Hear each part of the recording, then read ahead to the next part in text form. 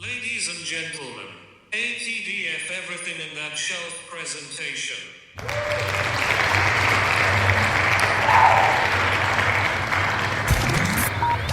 You're now rocking with TDF Everything. Spoiled Rotten.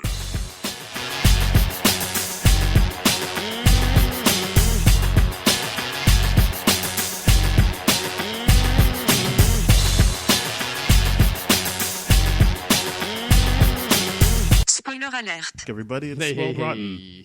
Oh boy, I really jumped into that. I know there's a break that I have, and then you do your thing. That's okay. So rusty for 2019. All right. Okay, so there's another thing you say, isn't there? I don't want to step on that. Oh yeah, no. This is Ben, And I'm Daniel. and you're listening to Spoiled Rotten on That Shelf. Boom, boom, boom. That's All what right, we did. Energy's back up. Yep. Let's talk about. Well, first, this podcast, if you don't already know, if this is the first time you're listening, is a podcast where Ben and I speculate about comic book movies and popular movies based on headlines we see. We also review trailers or react to them, however you want to say that, and then we spoil something at the end. Yep. In this case, it happens to be Season 2 of The Punisher. right. Excellent. Now, the funny thing is, in real time, this is going to be very much like Season 2 of the Luke Cage one, because I didn't get to watch the final episode. Yeah, it's fine. You don't have to. And so in many ways, You got the point of I'm it. getting spoiled with Yeah. this, so this is like Yeah, a cool you spin get the on point. it. Yeah. If you saw the first episode, you got the point. Anyway, no spoilers for how I feel about Punisher. Here we go. Yep. Not yet, at least. Anyway, let's talk about Endgame. That was a good John Berthel. Yeah. I like him. Endgame. Okay, Super Endgame. Bowl trailer spot. Right. I liked it. Yep. I'm going to just tell you that right now. There's no hiding it. I think they're doing a great job.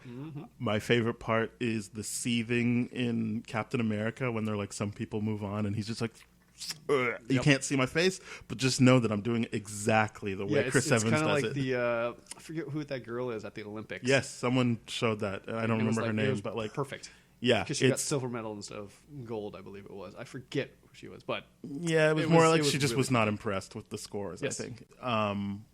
Yeah, I really like that the leftovers style thing of like they've got like support groups for people who are dealing with people who disappeared during the decimation. Yeah. And I'm assuming that's what Captain America is. Snapping. Yeah. And I like that. Obviously, people would think we were idiots for not bringing this up. That Rocket is in his like original comic accurate thing when he goes into someplace. I don't know where he is. I assume we're at the farm that Thanos was seen at the end. That's what I assume, that Rocket and Thor are at that farm. But Interesting. people have made a better point that Thor is definitely in Wakanda. Like when you take screen grabs and you can see where he is, it looks exactly like M'Baku's throne room. So my take on the Super Bowl trailer, Super Bowl teaser was or spot, I should say, technically, is it shows Tony and Nebula in a more hopeful light than Right. the Yes. previous trailer. There's and more that to me is action like in this. so much. But like the first one was like, oh, this is dark. This is gonna be, and of course it has to be dark. Yes. they lost, and it starts off, but then now we're kind of. And it was the kind of perfect thing for the Super Bowl, even though the Super Bowl sucked. I didn't watch for moral reasons, but Fair yes. enough. But you didn't miss much. No, I know. He's one of the stupidest I saw the Super Bowls reactions. ever. Yeah. I saw the reactions, It was but I was horrible. just like, you know what? Yeah. I'm fine not participating in this. But I've never seen a Super Bowl come down to kickers. Yep. The MVP arguably could have been a kicker if the Rams won. Yeah. It would have been Sony. It's. And it is not to knock on kickers. It's just like in the grand scheme of a game. Let's be real here. It's more hopeful. Yeah, and so it's building that power up. So I'm hoping that second trailer is like all energy. It's all fight. It's that all Batman whatever. Begins, like, why do we get knocked down to pick ourselves back Yeah. up? So the first trailer is definitely them down. Yep. And that Ant-Man little bit is the like ray of hope, and then this Yes. second one is like, okay, we're like we're going. Yeah. We're going for it now. Yeah, and even that shot of the new Avengers, Yes, walking cast through the I love Avengers that building shot. is just absolutely amazing, and it just to know that we're assembled, let's go kind of deal. I think everyone's just like at this point in time, and I think this is safe to say that this is gonna break pre-sale records. This is gonna make so much money. It's gonna break that $1 billion mark very, very quickly. And I think it deserves every penny of that, and possibly even more. And the thing is, they're right to think about the financial aspect of it, because I don't think there's going to be another movie in a long, long time that's going to have this much hype surrounding it. And the thing too is the hype is real, but at the same time, the Russos have given us every ounce of we can set the bar high, and you're going to meet it and exceed it.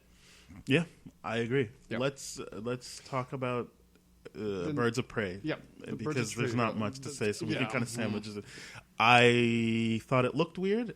I am happy that it's happening. The movie. Yes. I just was like, oh, it's weird, but yeah, as I was telling you off mic, my initial thing was like, oh, it's just Margot Robbie doing like a fun thing like on her Instagram. Yep. And then I was like, wait, no, those are the actual actors. Like that's really Ewan McGregor. That's really Journey Smollett.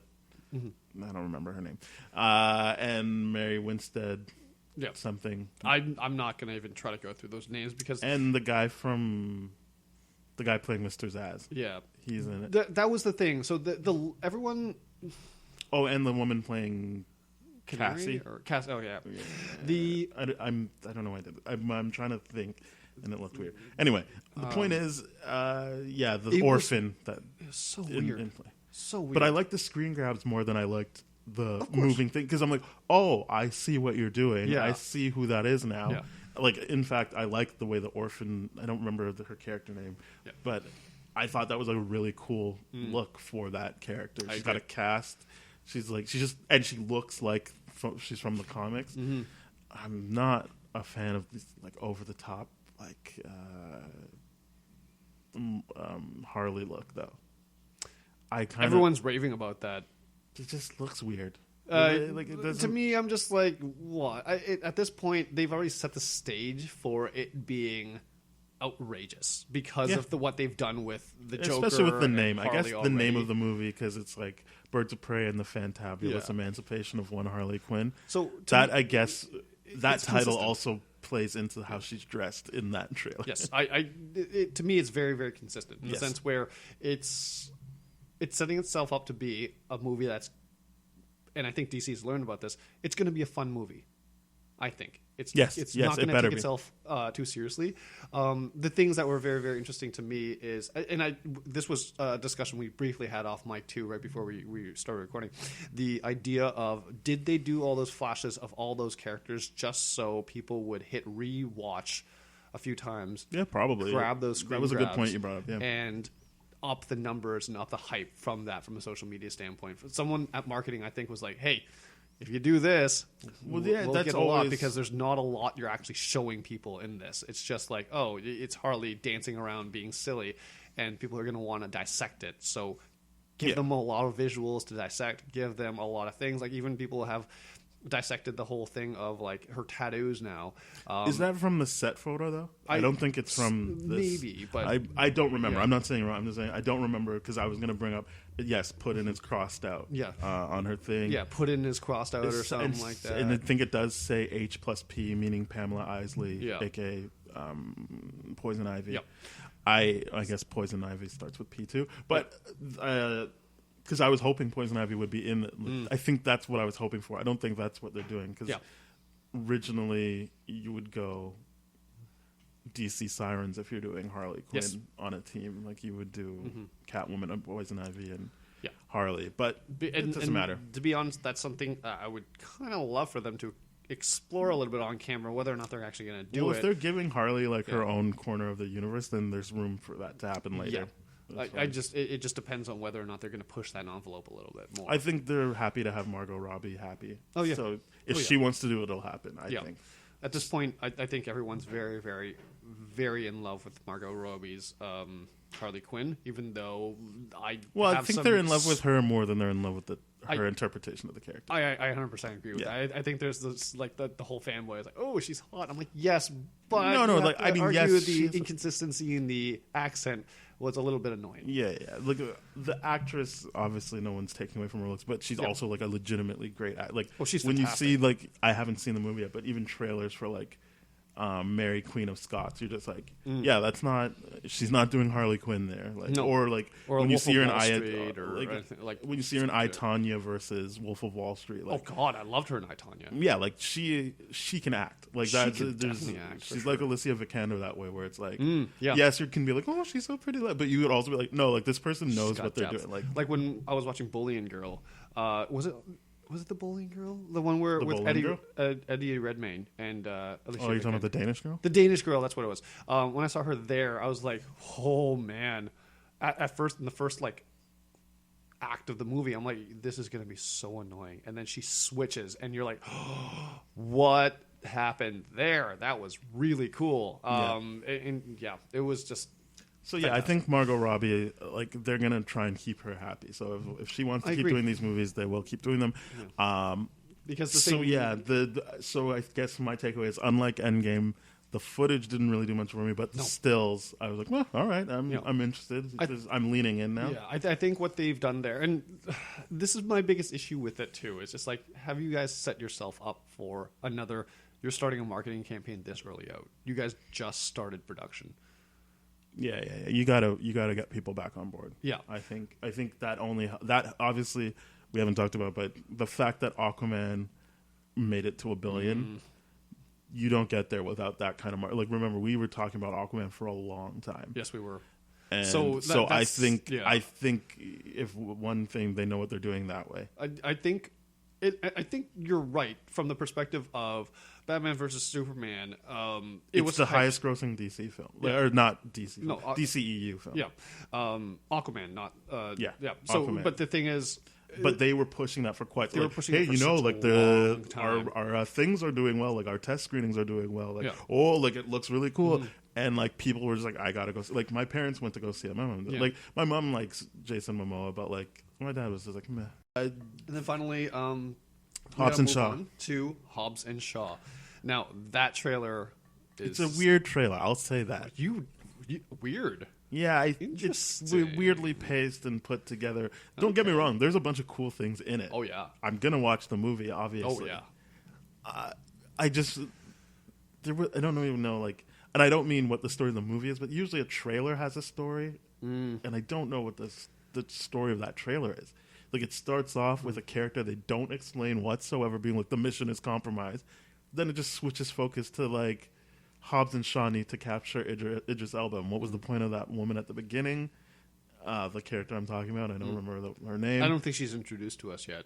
This is what I'm saying. Yeah. It's like, I don't know her. It's not like it was Eva Mendes and she's like, oh shit, like, and you can be like, oh, like from Fast and Furious or Too Fast, Too Furious. I get it. I get how this is all tying. It's That like would've just been some cool, like actually. it's just some woman, an actress I like from Mission Impossible 6 and The Crown. But I'm just like, but who? What? And Who then are like, you in this universe? yeah, like what is this? I didn't. didn't She think gets about it. captured, and you're like, okay, so she was tracking down Idris Elba, but then they bring in those two before she gets kidnapped, so it's not a rescue mission. They're just like, you're not good enough, and so that's what I'm saying. I don't get what the trailer's trying to get across, other than look at these cool action scenes, which, okay, good cool.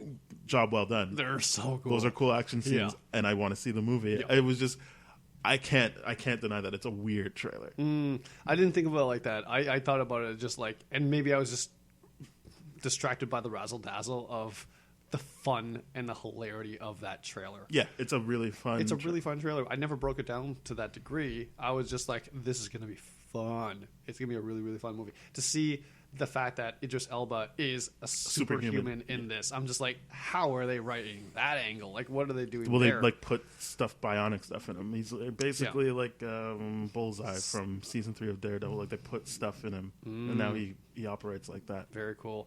Yeah. I like the fact that he just leans into it as like, I'm a bad guy. Yeah. I'm the bad guy, and all. It's just like, it's a very self-aware movie. It's very animated. I think these movies have to be. I mean, there's an element of like the character. You have to believe that the characters care about what they're doing. Yes. But I do believe there is a tongue-in-cheek style. Oh, for sure. To it. And I think that's where, to me, I think this trailer it's just so self-aware, and it's just saying like, hey, we're picking everything that you like out of the Fast and Furious franchise, the ridiculousness of this, and we're putting these two characters again together because they're fun to watch together. And the idea of just them like, what? This asshole? And they're going to sync that dialogue together and all that kind of stuff. It was just so much fun. I like everything about this. I do like that pairing. Someone has brought up a good point of it's still weird that it's like that's the guy who killed Han. Yeah. But whatever. Yeah, a lot of people I mean, I bring that really up. like Han. Don't get me wrong. Like that was a really fun character for me. Yes. But meh, he's dead. To me, yeah, it's They bonded already. Yeah. It is what it is. And it's not like they're best friends in this. They're still trying to like one up each other, which I think will be hopefully they keep going with that. I agree. Yeah, you're absolutely right. It's like, oh, did we just completely forget that Han died in this? Or he's responsible for killing Han and all that kind of stuff? Which, valid point. Yeah. Valid point. I don't think they're going to get into it. At the same into time, if you're expecting the Fast and the Furious franchise, a spin-off from the Fast and Furious franchise, to make 100% sense, let's talk about the physics of what they do with the stunts instead. That is so much more easy to pick apart. So this is one of those movies where I'm like, just turn off your brain, man. Just turn it off and just have a good time. Fun. We're gonna turn it on because that's what we do. We spoil things. We take things that are fun for other people. And dig deep. We dig deep. We find a way to ruin it. Yeah. No, that's not always true. No. But we do that for all. So that was a good. So I don't really like Aquaman episode. Yeah, good action beats. I like the one-upmanship that they do, like the elevator scene that I think everyone talks about, where The Rock thinks that him and Jason Statham will both jump out of the building, and Jason Statham's like, "You're an idiot," and then he takes the elevator.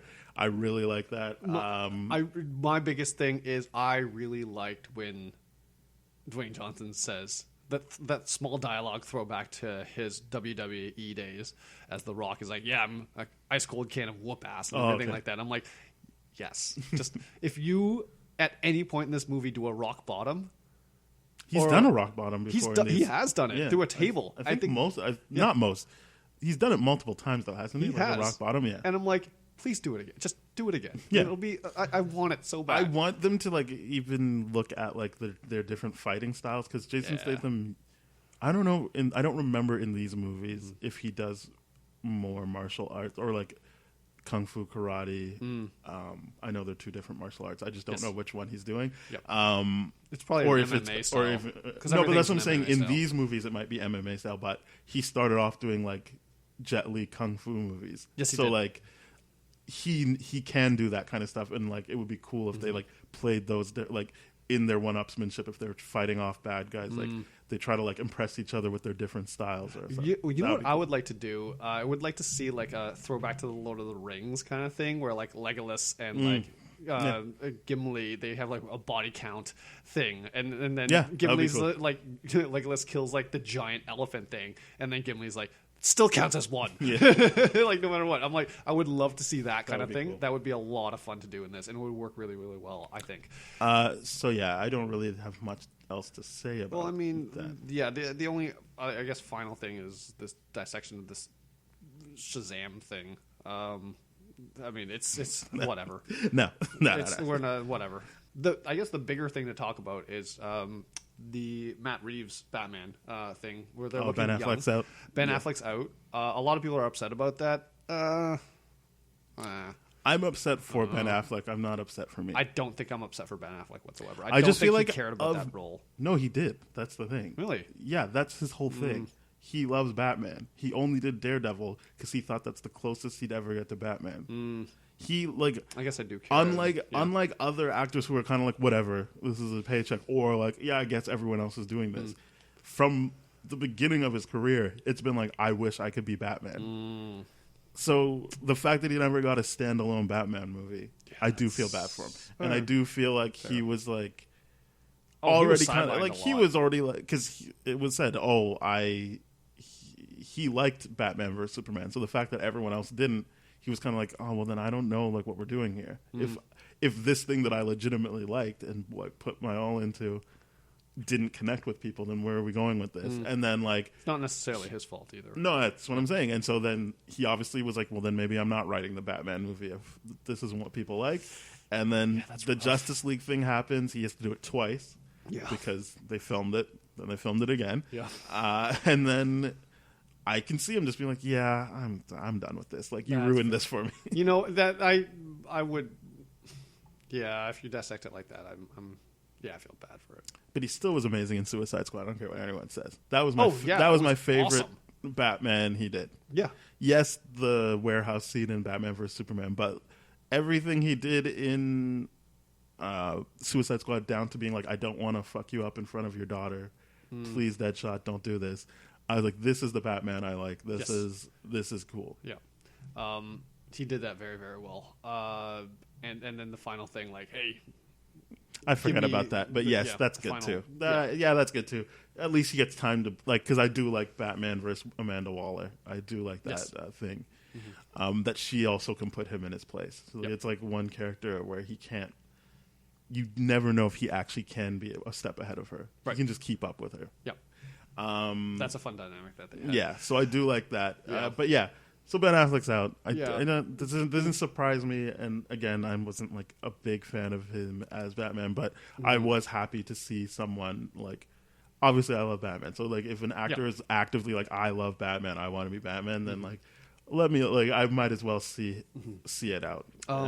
So more news about the Matt Reeves Batman noir thing, and I want to get your take on this because we've had a few conversations about this. I've always wanted to see more of the detective stuff that Batman does, and But what does that mean to you? What do you mean you want to see more detective stuff? I want to see him actively investigate things a little bit more, and but then integrate that in. I just feel like. But I guess what I'm saying is, what do you mean? Like, what? How does that look on screen? Well, he would just like looking at files and being like, no, not looking at no. That would be horrible. That would be boring. Yeah. It's because all you would basically do is like him at the giant back computer and click. So this is what I'm saying. What every time someone's like, I wish they showed him more being more. What do you mean? What is he? What does he do? So there was hints of that in the Dark Knight movie. Then Dark Knight when he took the bullet and he did fake kind of science. Yeah. I mean, that was cool. That was really cool. I liked it. That was a real downside. I really liked it, man. I loved it. Okay, because the thing is, because I'm such a science nerd, I'm like, yeah, science. This is cool. But that was not real science. That would never happen. But I don't like this conversation. This is what I'm saying. Like, I don't get what people are saying. Like, I want him to make up science for like to show that he's smart at things that would never really happen. I guess to me, it's the real reason why I like it so much is because when he's doing the detective stuff, he's like integrating all these kind of things in together. It's kind of like the same reason why I like Sherlock Holmes is like he's pulling all these points together to get his theory and then go for his guy. And like that unique thought process is really, really interesting to me. So what I guess my main thing was people want a voiceover so they can hear his thought process. No, I do not want a voiceover. But that's like that is how Sherlock Holmes works. In all instances, you're listening to his inner dialogue. That's a good point. So this is what I'm saying. I don't get what people actually want out of this. Go watch Sherlock if you want to watch a detective. I haven't fleshed this out enough. If you want him to be a detective, read the comic books where it makes sense to to like just sit there and read a bunch of inner thoughts of someone. I guess the easiest way to do it is not inner dialogue, but him bouncing ideas off of Alfred. Yeah, he did that all through the Nolan thing, and I was like, okay, great. He did that, the Nolan thing, for sure. The animated series did that a lot, too. Yeah. It was a lot of fun. But it's like, those are 20-minute things. That's fine. True. It's fine for that. I don't need that in a 2-hour-plus Batman movie, because I already understand that part of buying into Batman is buying into that he just knows things. So I can forego watching him piece it together just to, like, have him show up at the right time, or like that's part of the like magic of Batman. Yeah. I don't need everything explained away for me. That's fair. Yeah, because there's a magic in the sense where you don't follow exactly where he's going to go, but at the end it gets revealed to the audience how he got there. I agree with you. There's a big magic there. I do love that. My question is, do we know what era this is set in, and could they somehow retrofit the Joker movie in the Joaquin Phoenix Joker movie into this? Is that something? That was a thought that occurred to me. No, they're not going to do that. And also, I don't care. I don't think I like Matt Reeves as a director. I'm just like, whatever. It's going to be whatever. I don't think leaning into his detective stuff works, but I also haven't heard from anybody how that would be interesting cinematically, other than what they did in Sherlock Holmes, which people actively mock. Yeah, they do mock that. I like it, but people mock it. So I don't understand where room people think they have to like show him do it. And he talks to Alfred in every single movie. Yeah. He's constantly bouncing ideas off of him. That's true. Damn it. So like, there's nothing. I don't see where they're like. To me, that's like the new. Oh, it's gonna be dark and gritty. Batman's gonna be more of a detective. It means nothing. It's a nothing statement. It's not gonna be. Until I see this movie, I won't know unless someone actually. That's a good thing to the audience. Please let me know how cinematically that will be interesting. Yeah, please do, because I came to this discussion with a knife and you had guns blazing. Those are very, very good points, and I guess you're right. When we see Batman do Batman things, the detective part is well integrated that already, and just it's what we define as detective things. Yeah. And that's, I think, fantastically argued on your part. Fantastically argued. So yeah, I'm on board with what you're saying. Yeah, that's that. Hopefully, it's a cool person that gets picked to be Batman. I heard there's a Jonas brother being discussed, or Robert Pattinson is. Yeah, that discussed. makes sense. And that Jack O'Connell guy, or I don't remember. No, not O'Connell. O'Connor. I don't remember his name. He was in Skins. He was in a couple movies, like 71 and stuff. Not sure who he is. He's in that. He's in that George Clooney movie where he takes over the news station. I think it's called like Money Monsters. I don't remember. I should look it up. I do have a phone. But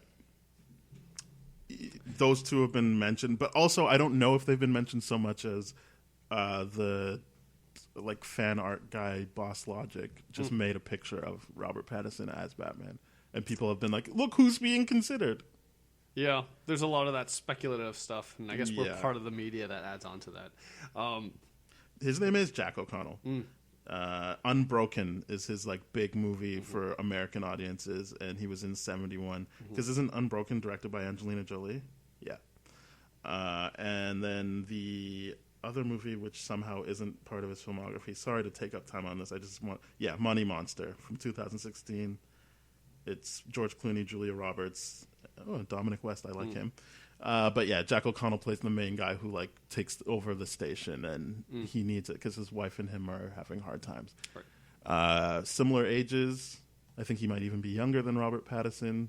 So they're definitely going young, which is fine with me. I never really was on board with let's skip all the good stuff and just go right to grizzled old man Batman. Do I even want to go on these rants now? We really, whatever. Let's do it. Hey, you got to rub. So there's this YouTuber, John Campea. I think that's his name. I'm sure everyone will. He's from Hamilton, so that's good.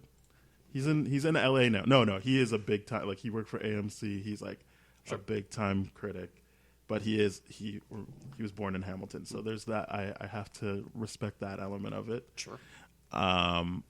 Two things. Granted, he puts out a video almost every day. I am only up till January 21st, so if he's changed his mind or something, I don't know. But one of the things that slowed me down from watching his stuff was his insistence that Black Panther does not deserve to be nominated for Best Film. It is an argument I do not understand. So what is the argument he puts forward? Because I'm not unfamiliar with this. So it's story. Something I mostly hear from white people. I can't help that this is the fact of my existence. I mostly hear it from white people. Yes. is I've it's noticed that good. too. It's good. I like it. I love it. I love the movie. It's great. Yes, it's important. Yeah. I just don't think it deserves to be nominated for an Oscar. What do you mean? So it's a movie you like and think is important, but you don't think it should be nominated? So it's funny to me because the argument, I get where the argument's coming from. I don't necessarily agree with it. Well, but I I'm think like, I get where it's coming from. But yeah, but it's the whole idea of like, oh yeah, the criticism of Oscars is so white. Now they have to like double down on and then that's like pissing people off. And I'm like, dude, what? The Oscars for Best Picture has always been a political game. If we think about best like movie Oscars, it's always been stuff like, oh, the Holocaust movies or slavery, or like it's always been that. Yes. And now you're taking a movie that's empowering and you're knocking it down. I don't get it. This you've touched on, because then when you start digging into like social media comments, he doesn't get into this, but I really don't know where he stands on this. I know what he says. I just feel like someone who pushes this agenda so far must feel a bit like the people in the comments where they're like, well, I just found them all rude. And some people even slip them and say, I only liked the FBI agent guy. And I'm like, okay. Like noted. Everett Ross? Yeah. I'm like, okay, noted. Sure. I'm sure you like the Winter Soldier as well in it. But there's an element of, yes, this is probably the first time people have seen a movie of this stature where black people aren't indebted to anyone, aren't suffering, and are actually thriving. Yep. And so then you get into, it's not even the best comic book movie of the year, which is debatable. I mean, for me, I liked Spider-Man Into the Spider-Verse better, but not by much. And that wasn't in the same year, was it? Yeah. It's all 2018. There's just ones at the beginning, ones at the end. Man, time is blurring to me. And I really loved Infinity War. But my argument for Infinity War is it's not a complete movie. It's not, and you have to know so much of the backstory. It's not a movie you can just... It's the middle. Just goes. And don't get me wrong, I love it, but it's the middle of something. It's more so than other movies. Yep. And it's also like you need to watch other things to fully understand what's going on. You need the research. You don't need to watch anything else other than for that last scene with Winter Soldier to know what's going on in Black Panther. It stands on its own. Yeah, and what you do need to know, they show you in flashbacks really, really quick. Like T'Chaka. T'Chaka dying. Yeah. So you understand all of that. Yeah. So that's Infinity War for me. Whether or not I would put it up there, done. Spider-Man Into the Universe, I guess they're not really in the business. I think it's smart. Not really in the business of nominating something for Best Film and Best Animated Film, because then what's the point? Yes. Obviously, if it's good enough to be nominated for Best Film, then we don't need to worry about the animated thing. And I don't remember. And if you're telling me Ant-Man and the Wasp, then I can't really take you seriously. No one really can take you seriously there. Aquaman, no. All right. No. So, Aquaman to me is the same level of hype as Avatar. Yeah. So like that's a nice Visual movie to look at. It's not operating on the same level as Black Panther. I think there is more to Black Panther than any of the other comic book movies I mentioned. Yes. I'm sorry if I forgot anything in that list. But then you hear people like, well, I just think Winter Soldier and Logan were better. I'm like, great. That has nothing to do with 2019's Oscars. They're not eligible. Yes, I agree. They're not eligible. And let's say those two movies did come out this year. There's 2 slots left. Yeah. You can have 10. There was only 8 nominated. So unless you're telling me there was 4 movies you thought deserved it better than Black Panther, what's the point of being like, I love it, but I don't think it deserves it. You know what? I don't think Vice deserves Best Film. I don't think Bohemian Rhapsody deserves Best Film. I don't think Bohemian... But the like, reason why... I have no idea why Bohemian's there. But I don't need to like voice that because it doesn't really matter because... A decision was made, and I'm not here to be like these 10 should be nominated instead. Yes. It's a weird thing to put your foot down on. I think it's a weird thing because it's not a democratic process for the Oscars, at least not from our perspective. It's democratic from the Academy's So I don't know how they choose what you vote on, but once you start voting yes, it becomes more of a democratic. There's still weird things in there, but it does become more of one. Right. Once the nominees have been nominated. Yep. But yeah, I don't know what goes into what actually gets people into those slots. I've heard many things. I've never heard the same thing twice in a row. So I'm not going to speak on that like I know. I'm just saying it got there. Yeah. I think it deserves to be there. But as we said, in a world where Rocky won Best Film, Yeah. come on. Yeah, So I agree. like, Come on. Yeah, and in a no one can tell me that like or is it the last game? The last Lord of the Rings movie wasn't like this is for the whole trilogy win. Yep. That was a symbolic win. Yes. When the last game went. I should look it up. I'm sorry, I'm not a Lord of the Rings. Return of the King. Return of the King. Yep. Is that what it's called? That's what it's called. So that is a symbolic win. If you want to say Black Panther is a symbolic nomination, who cares? It's still a very good movie, Yep. which so I mentioned things like Rocky and Lord of the Rings and Titanic because those are wins where I'm like, that's obviously something that like I guess all had impacts on the culture, but financially performed really well. Yeah. And that's exactly Black Panther. There is a precedence for this. Yes. So I'm not saying, hey, like if Black Panther loses, this was racist. I hate that. I'm saying, yeah, it deserves to be up there. I think it deserves to be up there. It means a lot to a lot of different people who don't usually get to have that meaning in a movie, and it performed better than you being able to say it was just those people that went to go out and see it. It outperformed Infinity War in North America. Yes. And yeah, it crossed the $1 billion mark. Yep. So like I don't like obviously people like it. And again, no, if you just told me I just don't like the movie, that's fine. But it's that weird thing where I feel like people are proactively trying to go, I'm not racist. I love it. Well, don't tell me you love it. If you don't like it, you don't like it. That's fine. The whole thing is like whenever someone says I'm not racist, but you're going to hear the most racist shit ever followed by that. And the other, so I watched this probably like 2 weeks ago. I rewatched it again with Jenna, and it was at the end of it, she's like, that is the best comic book movie of all time. I dare you to challenge that. And I try to challenge it, and I'm like, wait, I think you actually have a good argument. Everything about this comic book movie is so well done. And the thing is, like, Best Picture aside, like the nomination for costume design, oh my God. I was like, rewatched it from the set designs, comic book designs, like the fact that they made a fictional country and the fictional backstory behind that.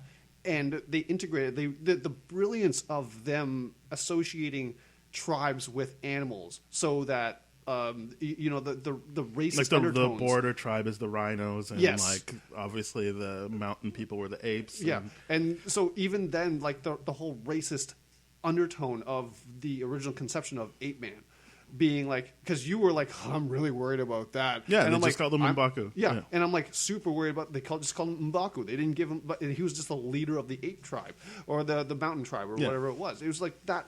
Everything about that, it was just absolutely beautiful. And then even then, the casino scene too. I love the casino scene. The casino scene is one of the most well thought out things ever, in the sense where when Ryan Coogler explains it, you can watch a YouTube clip. A lot of directors do it, but his I liked the most. Yeah. I've seen multiple people explain their stuff, and I really liked his a lot. Even the thing of the small, very, very small thing that Danai Gurira. That she gets captured for not speaking Wakandan and speaking South African, and the South African guard is able to be like, not that. The whole thing, like right before that thing, she's like, the whole wig. Oh yeah, her like hair. That was just like, my God. To me, that's not a small thing though. That's the thing that to me I didn't capture the first time. But like whenever I'm like, that is so politically awesome. Good for you, man. That's like, that's awesome. So it's not a small thing. You're absolutely right. Sorry I said that. Yeah. So I think, I guess, I want to debate John Campea, but I know that's never going to happen. I just need to know. Never say never. We're getting retweeted by a couple of good people. Yeah. Thank you, Mark Andreyko. Yeah. But I think, my issue with that stance is just, and it plays into the next thing I want to talk about John Campea. Is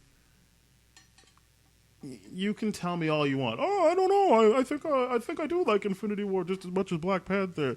I just don't think it should be nominated. It's not even. I'm like, No, it reeks too much of please stay in your lane. Yeah, it does. Because the thing is, with the way too Infinity much of War that. thing is, objectively, when you look at Infinity War, there's a lot more issues with Infinity War than there are with Black Panther. And the idea of, like, even from the plot points and all that kind of stuff, and there's a lot, but it's just... we are invested in it, so we love it. And I'm Yes. not here to ever tell someone, no, you have to like Infinity War because whereas I think you can have an easier time explaining to someone what is good about Black Panther. Yes. So yes, there is an element of it's an all black cast, but that's very new. That's never helped a movie in the past. 100%. Like when people are like, oh, they're just doing because it's an all. I'm like, when has that?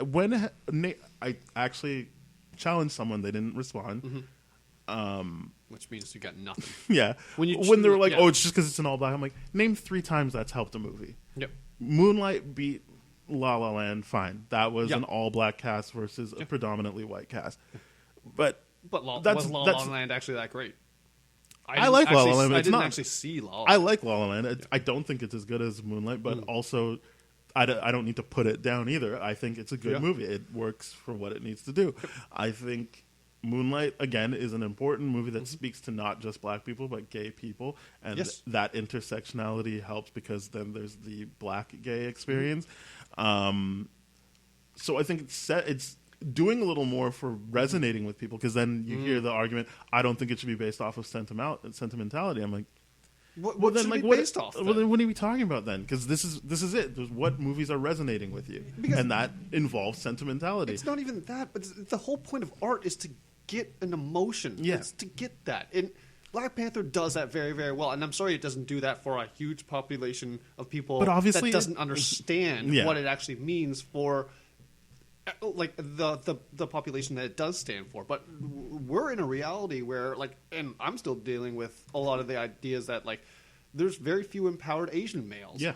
Except for in Hong Kong media and all that kind of stuff. And don't get me wrong, like I get that there's issues with Crazy Rich Asians, but I did appreciate watching a movie where it was like you can see a gamut of portrayals of Asian men and women. Like it wasn't just like they're all the same. Like they all have the same. I was like, because I know he's half.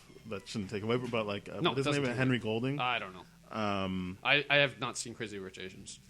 It's really fun. It's a very fun. Yeah, his name is Henry Golding. He's also in A Simple Favor with Anna Kendrick, and I liked it more than Pauline. But like watching Henry Golding, I'm like, I like this because when you watch Crazy Rich Asians, I was like, I'm joking, but I was like, man, if he started like making out with his mom, I'd be like, yeah, he's got chemistry, man. Like he, he knows how to play a scene with everybody. Like there's a scene where he's with just his best friend, and I'm like. Honestly, if he started making out with this guy, I would go with it too because like he just is a very charming. And I only say that because he's not the same in A Simple Favor. He's not played to be like the typical Asian male, which I liked. Yes, but I'm just saying, he has range because like his chemistry in that movie is you're like, oh, creepy, sleazy. Whereas in Crazy Rich Asians, you're like, no, like, go with it. I don't care, man. If he cheats on her, I don't care because this guy has chemistry to spare. I'm sorry I derailed you a little bit. So let's get back to your point about that because it's one of those things where I will watch it at some point. It's just it's not a movie I'm dying to watch. Yeah. But getting back to your point about Black Panther and this YouTuber and very prolific John Campea. John Campea, yeah. Yeah, I don't like it. I think it makes it hard for me to watch anything else he does because he is. It reeks of stay in your lane. It does. It reeks 100%. of I'm not racist, but and anytime and I can't get into that kind of stuff. It's too much, but it's like maybe you are, man. Like maybe if you think this movie shouldn't be at least nominated. While you acknowledge that you think it's an important movie, once you acknowledge it's an important movie, I don't really understand where the conversation goes from there. If you're telling me you just don't like it, fine. You didn't like the movie. I'm not saying everyone has to like this or they're racist. It might not work for you. Yeah.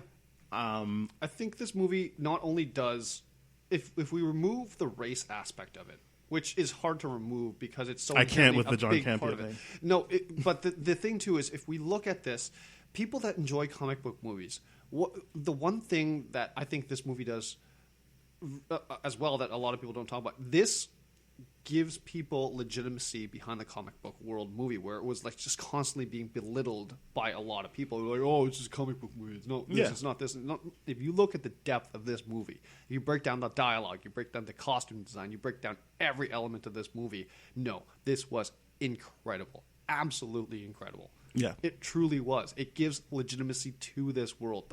What was the first comic book movie that won an Oscar? It was Dark Knight because of Heath Ledger. Oh, okay, right? yeah. But that's tangential. That's an acting thing. What I'm saying is this is the first comic book movie to be nominated for Best Film. Yes. That's and a I know big that pisses deal. people off. That pisses people off in many, many things. And it's just I don't because, like Logan as much as everyone else. I think it's a very well made movie. Yeah. But I understand people going, I wish Logan. Yeah, it's a white man going around and he has to save the minorities, the all Hispanic kids and black kids. Yeah, I understand how a white man can be like, that is best film for me.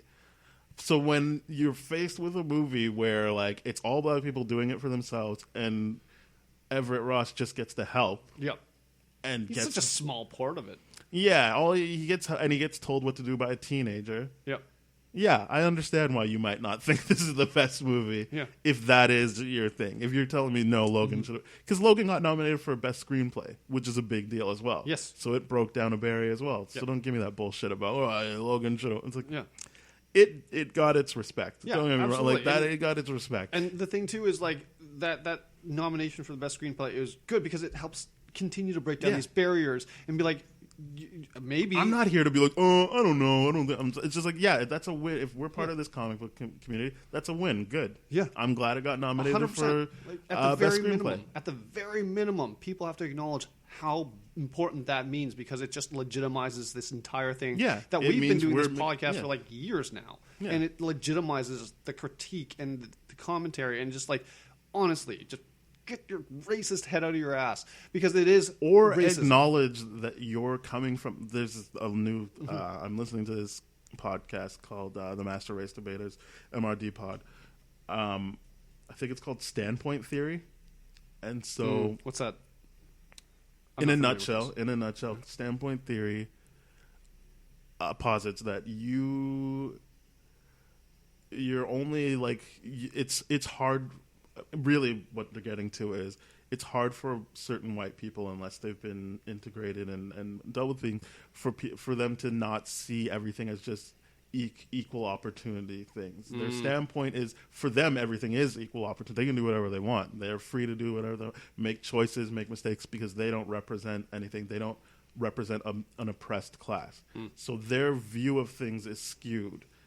It's why there's so much pushback against white privilege. It's why, because to them it's just like, no, we're all just here living our lives. Whereas when you're oppressed, you know that there's a difference. You know that there's a difference when you go to the States and how, like we talked about, like how women treat you, but just like how it's treated. When you are a visible minority and sometimes world majority, you are treated a certain way, and that helps you see things and process things differently than white people. And there's this standpoint, and so that standpoint theory is the idea that when a person goes, well, it's not that good, it's because they weren't looking at it as like, this is what this is doing to show. I remember they did that thing, I don't remember who did it, but there was this thing where people were talking to the Black Panther poster and saying what they loved about it. And something I didn't even think about was that this black woman said, I loved seeing Okoye be strong, not because she was angry and not because she needed to be, just because she was a strong person. Which, when you think, like, we just watched What Men Want, I enjoyed it, but that was like, she's strong because everyone's oppressing her. Everyone she couldn't just be on her own, this fully formed character. So like, a white person doesn't have to think about that in general. They could just be like, well, whatever. Yeah, it was just, they just fought and they're not thinking about what it means to like have that representation on that broad of a stage, like that big of a stage. They don't know what that means. So to them, it's just like, oh, that just, whatever. And like, you get, well, it's just like every other comic book. No, it's not like every other comic book movie. It's not. It's dealing with so much more that maybe that standpoint theory is dealing with, and where certain people just can't see that they're not seeing what's going on there. And so that doesn't make them racist. This isn't me being like, white people are racist. It means that you have to actually backtrack when you're in that position of, hearing a bunch of people saying like this was a very good movie and it's important For what reason? and then not just be like, well, yeah, you just liked it because you're black. Yep. It's like, well, no, there was like a That's lot so of different... dismissive. That's so yeah, dismissive. there's a lot of different things going on there in terms of storytelling, and yes, in black experience, but also just we talk about this a lot. Is that idea that I think it was Larry Wilmore that said it, and he was talking about a TV show, the Bernie Mac show, but he said good TV, and I'm still going to apply it to movies, can come down to when you have one like thesis or like one statement that everything ties back into. For him, it was kids are terrorists and we don't negotiate with terrorists. So for the first 2 seasons when he was writing the Bernie Mac show, they would cut anything that did not feed into that theory, that kids are terrorists and we don't negotiate with terrorists. And that made it tight, that made it then you can start seeing universalities. It doesn't have to just be about this black man who takes in his sister's kids. Everyone can start seeing a bit of themselves in there because they're trying to make, in that specificity, it becomes universal. So when there's a lot of different things I think you can apply to Black Panther, but the big one I think is when Shuri says, just because something works doesn't mean it can't be fixed. 100%. And that so is that is the movie. Yeah. That is, so when people are like, oh, I don't know what T'Challa wants, he needs to know if this needs to be fixed. That's his journey. He knows it He works needs to fix because it. he got this far. Yes. But he doesn't. So every interaction in that movie is, and so this is me taking the race out of it. Every interaction in that movie is someone giving T'Challa a piece of information about why they think this should change or not change. Yes. And then the big payoff, more so, is him deciding this is how it's going to change. Because, Okoye has it should stay the same. Yep. So does friend Wakabi. And then Lupita has the, like, no, we should be doing this. Yes. Shuri even has ways to change. And it's him piecing it together for himself. Yep. And so when he has that outburst at his dad, that's him being like, I was holding this. I was more leaning towards your way of doing things. And yes, it works, but it doesn't mean it can't be fixed. Yes, 100%, because that is, if you remove the race out of it, that is the overall theme is and that's so reflective of where we're currently at in the society, is that everything that we're doing right now, or everything that's being done, is a conflict between, do we keep the status quo, do we keep the dogma, or do we acknowledge our hubris? Do we move forward and say, these things aren't working anymore? These things no longer make sense. How do we move forward? And that's exactly the reflection of Black Panther. And so, like, to me, if you can't see that, if you're just going to keep going like, oh, whatever, it's because it's black people. Yeah, if you're a viewer seeing from this perspective of no, we should keep the status quo and all that kind of stuff, it's the recognition that right now we're at a breaking point in society, where we are 100% still stuck in the dogmatic ways, and we're trying to break free from that. And it's an element of change. It's reflective of so many things, and it's reflected in this movie. How do we break beyond that status quo? These things are no longer working. There's an element here. There's a lesson for everyone to learn, is that dogma does not work. Except for if it's by Kevin Smith. It's a good movie. Oh, the movie. Sorry, but the whole thing is we have to look at things. We have to fundamentally look at things objectively now, break it down, and tear it apart. And that's what Black Panther does so well. To your point of, like, everyone's contributing to that conversation of, this is what should be done. This is what should be done. This is the point you should be considering, and all that kind of stuff. Even Killmonger. Like, yes, he's saying Sumachine, but, like, it isn't just a two-sided thing. It's like, no, these are, like, change, but change this way. Change, but change this way. Yes. Stay the same, but stay the same this way. Stay the same, but stay the same this way. Like, it's all these different things. And I think for a movie, that's why that movie works so well. Yes. Whether or not people want to admit to it. And I think there's other ways there's other, like, one-sentence things that you can work, but, like, that one I think is the cleanest. Yes. Just because something works doesn't mean it can't be fixed. Yes. Or improved. I don't remember what she says. Yeah. But the thing is, it can't be done better or something like that. And so, and then the other that makes it universal. That specificity makes it universal. You then don't have to worry about, well, I'm not black, I don't know what they're talking about. Yeah. You understand that concept. Yeah. And you understand. People can make their inferences of, like, well, yeah, it's like MAGA people, and, you know, they want to keep people out and don't make the immigrants' problems their problems. Like, that's not just a black thing. That's a universal thing. Yeah, it's a universal thing, and there's so much to take from that. And the idea that usually in the way I see movies and everything like that, usually the villain is the one that's advocating for change. Yeah. Now, the change is, in Killmonger's thing, yes, it's change. It's negative because a lot of people are going to die with that and all that kind of stuff. Thanos is advocating for change and all this kind of stuff. And then usually it's the heroes that try are to keeping the status quo, and that's why people don't everything. like Batman, because Yes. when he started out, he was just beating up poor people to save the rich and maintain that thing. And then, but if you look at this movie objectively, it is one of the few movies that I've seen, and this may be my limited thing, whatever, but this is one of those, and the reason why I love this movie so much, it's one of the few movies that I've seen where the hero actually changes something too. Yeah. And that to me is amazing, because the thing is, if you look at everything to keep the status quo, to keep going the way it is, it does not make sense. And that's kind of what I like about the Civil War thing, is it's still that debate of like, no, do we just keep doing things the way we're doing, or do we make this change to keep ourselves accountable? And that's what I said. It's you can be fine with both of those answers. No one was painted as like a straight up villain. Mm-hmm. Yes, at the end, and it worked for me, you have to have them fight, but it's more that philosophical thing. So yeah, I really think that maybe, like, so as I said, I haven't heard him after the fact that Black Panther got nominated. I've only heard up into this big campaign he's been doing basically since November of It Shouldn't Be. Wow. Which is weird. Let's quickly move on to the next thing, which I said, the stay in your lane thing, which is his reaction to Leslie Jones' reaction to the new Ghostbusters. Right. So she went on a rant. I thought, I don't know how I feel about the rant, other than I understand her pain. Yes. I understand that, she feels left out to dry. Like, it's like she took all that shit for being in that movie. Not her fault. Like, that was a great opportunity.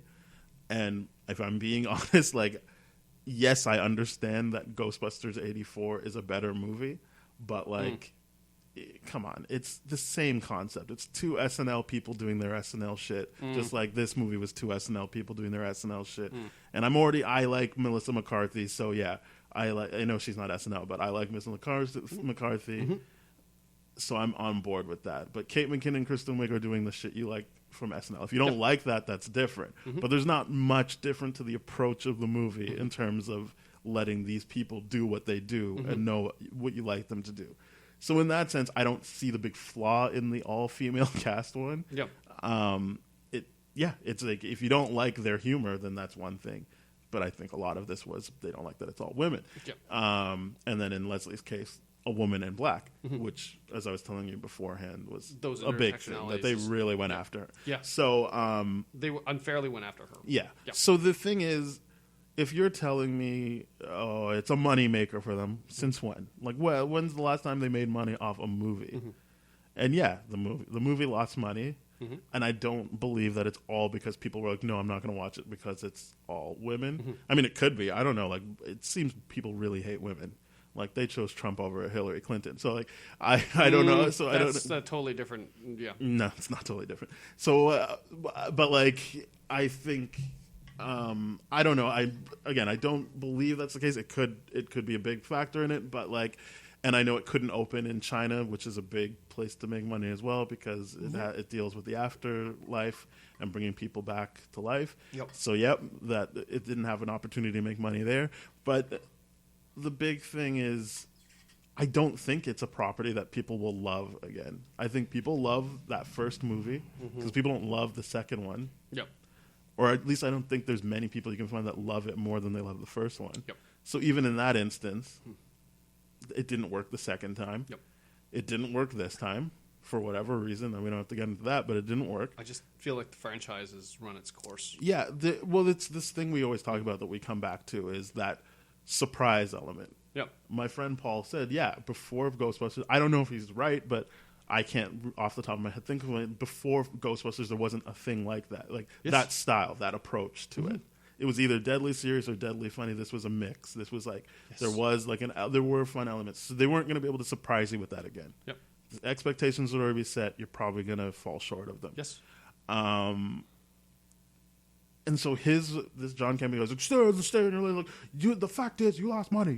It's like, yeah. So then let it go. Yeah. Let the whole thing go. Yeah. Changing it, like getting rid of those women, maybe that helps, but it's not gonna do Aquaman numbers. Oh. And I'm using Aquaman because that's a movie I marginally like. It's not. I don't think it's great. I understand the appeal, but whatever. I think that's the best you can do is for people to like it the way they liked Aquaman, and it's not going to do those numbers. I don't think. I think that people like that original cast, which is fair. And much like Saturday Night Live, people hold that into higher esteem because that's the first. That's Aykroyd and Murray. Those are the guys.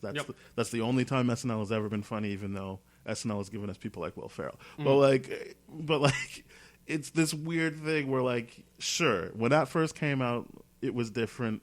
And don't get me wrong, I understand that it's a better movie than the one that came out in 2016. But it's the same approach. It's the same thing. And so to her point, to just act like that never happened and be like, no, don't worry, we're going back to this other thing. I don't think they're going to get Bill Murray back. He came back for 2016 and was kind of like, I'm done. Yeah. He doesn't really want to do these movies. It's weird to do it without Harold Ramis. And just because What's-His-Face is doing it, Ivan Reitman's son, Jason Reitman, who Canadian but can't seem to figure out how to cast a black person in anything, that doesn't really give me much hope either. And his movies aren't doing well. Like I think he did 2 movies last year. They all sunk. Like I can't find Front Runner in theaters. Tully came out. That's not that good of a movie. I think he did Juno, which people liked and got nominated. He did Up in the Air, which I like and I think got nominated. And then what has he done since then that people like or like that people are legitimately responding to? So like it's this whole thing of like, no, we're gonna switch it up. And it seems like, sure, you get name recognition with Jason Reitman. But then you're going to bring back 3 of the 4 main guys. And I think even, what's his name? The guy who plays Winston. Ernie Hudson. Yes. Ernie Hudson was like, I'm in contact about that. And I think to Leslie Jones's point is we're 2019. 3 years earlier, they already have a trailer for this movie. No one even knew it was coming out. And it's just like, surprise, we got a trailer for this movie. Granted, it's just a teaser, but still, it's like, oh, this is further along than we're thinking about it. Like, clearly, this was a thing before it got announced. So, yeah, to her point, you're really just throwing us aside and, like, moving on for what? Like, maybe $200 or $200 million or what am I trying to say? Like a marginal amount more. I don't think you're doing big numbers with another Ghostbusters movie. No, I don't think it's going to be huge numbers. And that's the point. The nostalgia thing is already, it's played out, I think. And that's my point to John Campea and people like him that are mad at what Leslie Jones said is, sure, you can be like, how dare you, uppity black woman. But don't like that. Her point stands. Yes. They tried something new with her, and they didn't even get a second chance. How many people have had duds that get second chances? Oh God, so many way people. too many. Way too many. So many people get second chances on their duds, and they just throw them aside to be like, no, don't worry. We got Jason Reitman. It's not even Ivan Reitman. It's not even a director that's doing better things. Like Paul Feig bounced back from Ghostbusters and did A Simple Favor, which I do think is a better movie than Ghostbusters. I mean, here's the biggest thing of all time too is just like M. Night Shyamalan. We keep giving him. Yeah, but M. Night Shyamalan makes his own chance. It's always his money. Oh yeah, he does it. So that's what I'm saying. He's doing his own thing. For sure. Yeah, that's M. Night Shyamalan's different in that it's his money every time. Yep. Or not every time, but anytime you've been like, why is he getting another chance? That's his money. He's doing that. Sure. He's making his own chances. So it is different in that way. But what I'm saying is like, and that's again why I can't really remove the race thing, or at least the it's hard sexist to thing from John Campea's fervor. Yeah, it's not even like he's calmly talking about it. He got worked up in ways I've never seen anyone, and in both cases, it's a black person not asking for something but stating something. So Black Panther is not a movie about black people asking for freedom from a white person or asking for help. It is them making their own moves on their own way. And in this case, in real life, it is a black woman stating her mind. I don't think she's completely off base here. I don't think she's completely wrong. I mean, don't get me wrong, I didn't love the movie. That's, again, but that's if because you don't I didn't love the first Ghostbusters either. This is the thing. We both don't love Ghostbusters. So, like, I was able to see, like, yeah, I get it. It's not the same humor, don't get me wrong. Yeah. But it's the same concept. So if you like those women, you're gonna like the movie. Well, whatever. The point is, it wasn't as good, but I don't think that the changes go back to that well, where even those actors aren't that interested in it. I think only Dan Aykroyd ever talks about it with any kind of thing. Bill Murray does not want to be associated with it. Ernie Hudson says, "I'm not. I don't. No one asked me to come back."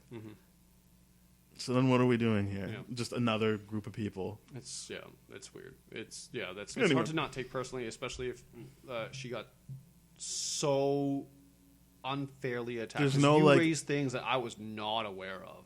Yeah, no, I was watching it in real time on Twitter Jesus. as people were, and I was like, "Holy shit!" And I think I stay away from the Twitterverse. Yeah. For me, I do not like Twitter. I think It's Twitter rough. brings out the worst in everyone. Yeah. And there's very rarely Twitter threads that I'm like, this is really, really cool. And when Having said that, do follow us on TDF Spoiled. yes, for sure. We're the exception.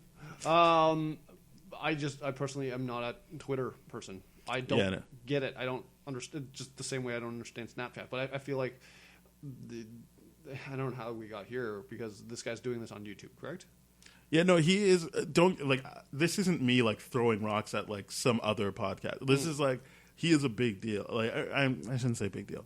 He's a deal. Way further ahead than we are. Sure. He is established. People request that he does interviews and that he come out to things. So yes, he is in that sense a professional. This isn't a hobby. And this is where Leslie's coming from. This is where the people supporting Black Panther are coming from. This was objectively good. You can't derail it and just but I don't think it is I liked it. It's just the most frustrating thing in the world. Yeah. To be what do you mean? That clearly means you either just don't like the me. Black Panther thing is the weirdest. No, both of them are very weird, and that's why I wanted to talk about. They're very frustrating because I don't need you to say no. I liked it, and I think it's important. I just don't think it should be what do you mean? That's why I mentioned those two movies. Mm-hmm. Yeah, I liked Vice, but let me tell you, I don't think it's important. I think it's very confused. I think when I hear the director talk about it, he sounds confused, and it doesn't come off as a cohesive film. Bohemian Rhapsody feels underwhelming. It's very underwhelming.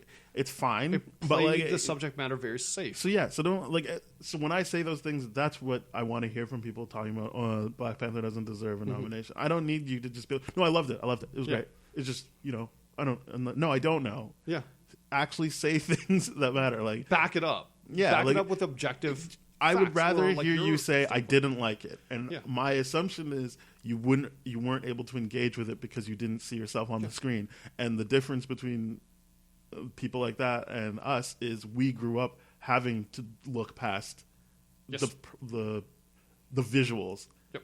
There weren't people like us being able to just be on screen. Yeah. The idea of you just had to look at these white guys and white women and be like, I still see how that applies to me. Yeah. And we were forced to do that. Yeah, and the idea that there were so many tweets about the Spider-Verse, the Spider-Man and the Spider-Verse, where Miles Morales was on screen and everything like that. There's kids legitimately saying shit like, I like him. He's like me and everything like that. This is a great movie. It's such an empowering thing. Guess what? The world gets better when we all get better. Yeah. That's it. That's 100% the argument. It's not to put one person ahead of other or keep one person down. It's to make everyone stronger. That's how we move forward as a society. And movies like this actually matter. Yeah. And this legitimizes not only a whole subsection of movie, like comic book movies, but it gives people a voice. It gives people so much more. And if you can't connect with that, then maybe you need to listen a little bit more and understand where we're coming from. Yeah, because it's not just sentiment. Because when I hear that, I'm like, then what are we doing with Roma?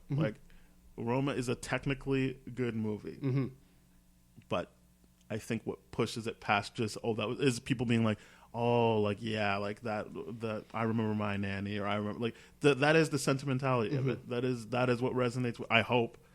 Because it did not work for me, but I am able to look at it and be like, this is a still really need to well watch put together movie. Yeah, I This still is need to watch it. the shot selection, like everything about it. Yeah, like this should be taught in film school. Like what he did here is great. I still need to watch that. There's But like in terms of like, backlog yeah, things but to in watch terms is of ridiculous. characters, I'm just like, whatever. But I'm not going to sit here and be like, oh, it shouldn't be nominated for Best Picture. No, I understand what works about that movie and why it's there. Having said that, let's move on to The Punisher. Oh my god! I guess we're gonna breeze right through this just because I was severely underwhelmed with this.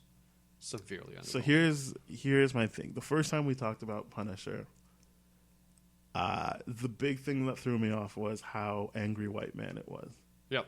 100%. If you're in the military, I'm sure there's stuff you can appreciate, which erases the angry white man because yes, it does. Yes, there are black people. There are people of every sort of ethnicity in the military. Mm-hmm.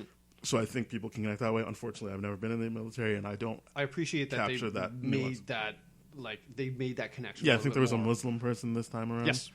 So it was about people that have been disenfranchised and not using the word oppressed, but people that have been promised something that has there's no follow through with that. The idea, like I love what there was Curtis says at one point, who's Jason Moore, the guy with the leg, one leg, the one leg and everything like that. He's he says at one point in the dialogue, you sign up for the army, and you never realize what happens afterwards and everything like that. It's crazy, and I like that they put more effort into that. It's just like this season was way less angry white men. Yes, it was. They took our jobs, and I appreciated that. I think because I was able to engage more, and I just came in with this is such an unpleasant show. I do not I don't enjoy watching any of it. Mm-hmm. Everyone's tortured. Everyone's upset. It's a very hard to get through show. People are like bashing like eye sockets in with like weights in a gym, and I'm just like, okay. I don't get the sense he's having fun doing it. No one's having fun. Yeah. So it's just so unpleasant that I get turned off by that. Then I agree. It's and I don't know if this is just me looking at a different lens and getting older or something like that. But the gratuitous violence, yes, is something that's super uncomfortable. There's elements of it where I'm like, this is really, really cool, but then there's parts where I'm just like, this is ridiculous. It gets tiresome. Like by the end, I was just like, oh. Yeah, and it's just like, so the one scene that I was blown away early on in the series was that scene where they're at the sheriff's office in Ohio and everything like that. There's that giant shootout, and this speaks to how it speaks to the reality of America right now, how well armed the general population is versus policemen and all that kind of stuff. And it's a scary, scary thought. And then also like the way he takes them all down and all that kind of stuff. I'm like, that was cool. But then it gets to that scene where, yes, he's fighting and beating everyone up in the gym and everything like that. And I'm like, oh, I can't watch this. This is brutal right now. Yeah, I know. I mean, it was really hard to get through. You didn't even get through. I watched the last one last night. I don't even remember. I think so. Let's get away from what turned me off because we can just shit all over that already. Yeah, and so that is the main takeaway. It's a very unpleasant show. Yes. What didn't work for me, I thought they had a very good idea with Jigsaw where he's like messed up in the head and doesn't know. And I was like, okay. And this always comes back to what I'm talking about. Like, these shows don't seem interested in embracing the comic book aspect of this. Yes. So that kind of like fantasy element.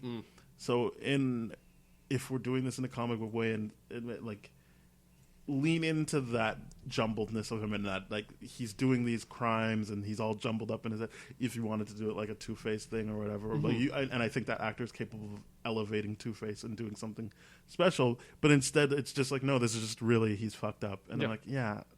I guess I just don't really want to spend time. Like, I liked his stuff more than the Punisher stuff, but I'm just like, I just feel like why are we watching him suffer? And then like the John Pilgrim guy, I'm like, where is this going? Like that was the Pilgrim guy was the this is the worst use of multiple villains.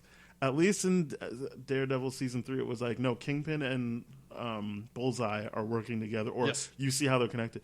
John Pilgrim has nothing to do with Jigsaw, meaning what are like? Yeah, what am I supposed to be following? Like the whole thing with the John Pilgrim thing, I'm like, I think this is super interesting because But he doesn't get to be anything. Yes, because they're leaning so much into Jigsaw. Yeah. And I'm like, okay, well, like, why did we have to have both of them in this season? It's pulling so many threads. You're like, where will I pay attention to? Like the whole time I'm seeing John Pilgrim stuff, I'm like, where is this going?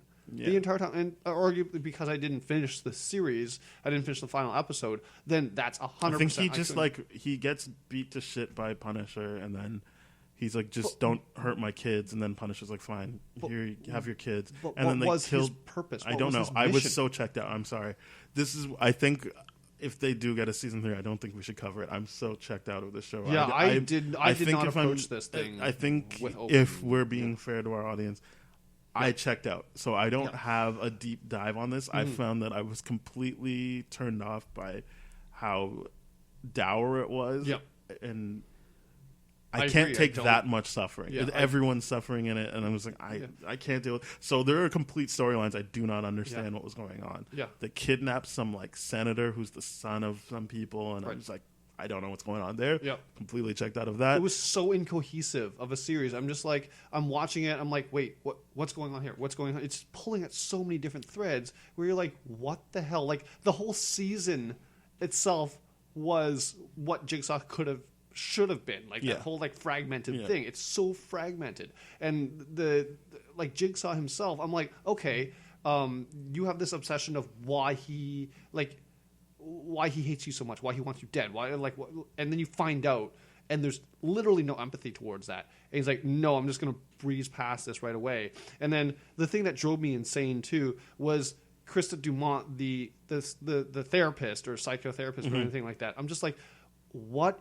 is your deal? Like, you are just such a weird character. Like, you're making all the wrong decisions. This is literally why a healthcare worker should not ever use their place of residency as their treatment place, because you're opening yourself to so many different things. There's such a lack of professionalism here, and then you're going to call out Dina Medini for being unprofessional and all this kind of stuff. And like, where is this? What I will say is, I would have watched a movie about the three of them, like that ex-girlfriend who is convinced she needs to stop the boyfriend of the current girl, and they're kind of similar looks-wise.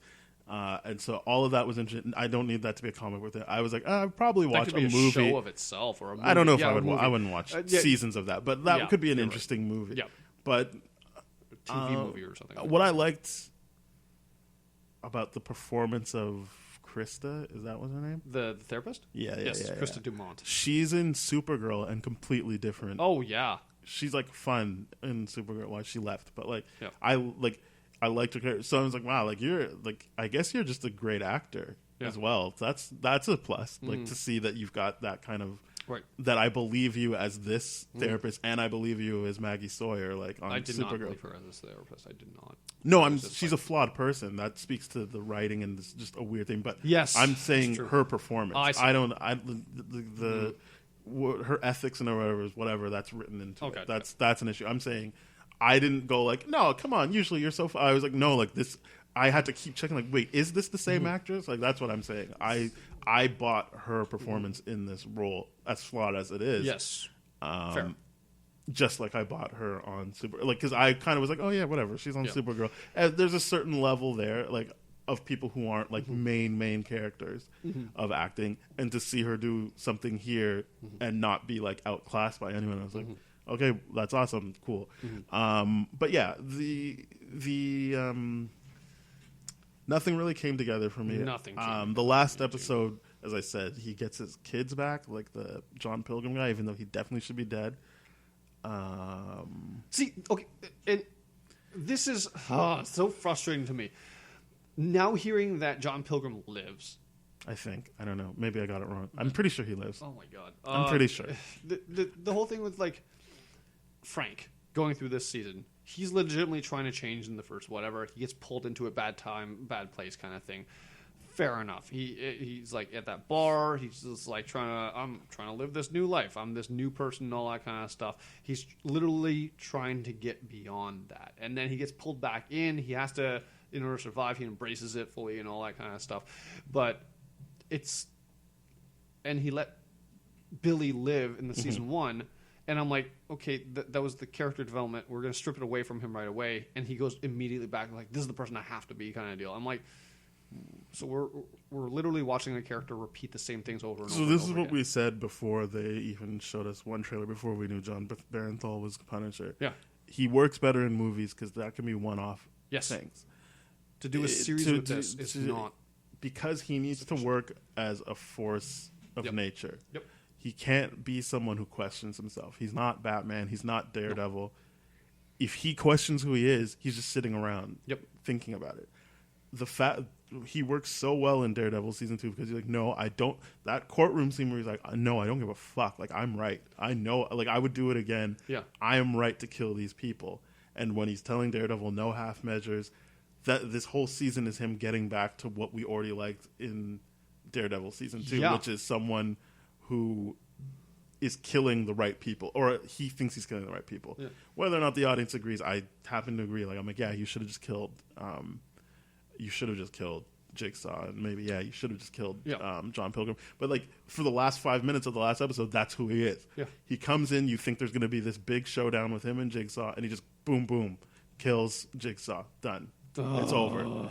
And so you're like, but I'm like, but that's how the Punisher should work. There should, like, he's already had his fight with him, and he should have just killed him. At the end of that last one, like, fuck you. No, there's no monologuing here. You're done. And then the last scene is these people starting up a riot, and he comes in and just shoots them all down, going, "Arr!" And I'm like, yeah, that's how the Punisher works. He comes in and he kills the bad guys. He's an accessory character. He's he can't. There's no room for him to be like, and that's why the movies work, because you can be like, oh, his family dies, and this turns him into that. But then if you keep going, it's like, well, you get more and more disengaged from the character. I 100% agree with you on that, because this is a character that is just like, it just speaks to everyone else's. If he keeps going, you have to either show him getting smarter in what he's doing. So then you can make the movies like how Warzone was, where it was just like cool to watch him fuck the bad guys up. Yeah. So you have to push him in a degree where it's like, okay, does he get more stealthy now? Does he do this? Does he do more recon? Does he set traps? So that people can't figure out what he's doing? It's the exact same MO, the exact same thing going through the whole series. And it's just like, it speaks to the incompetence of everyone else around him.